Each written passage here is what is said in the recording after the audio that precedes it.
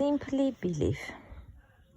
Matthew 18:4. Whoever will humble himself, therefore, and become is like this little child, trusting, lovely, loving, forgiving, is the greatest in the kingdom of heaven. I used to be a very complicated person. My way of seeing and doing things was so complicated that it kept me from enjoying anything. We say that we live in complicated society, but I believe we are the complicated ones, and that we complicated life. Serving God should not be complicated, and yet it can become very complicated and complex.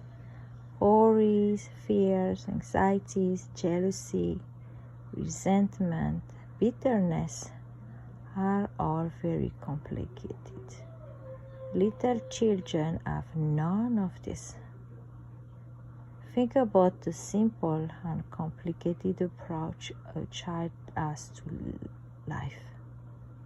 Here are some things children seem to have in common. They are going to enjoy themselves if it at all possible. They are carefree, completely without concern, and they believe that what they are told,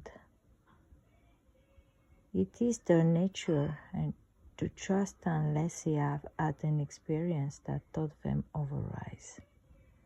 Remember, he told us in John 3:16, God so loved the world that he gave his only begotten Son, that whoever believes in him should not perish, but have everlasting life.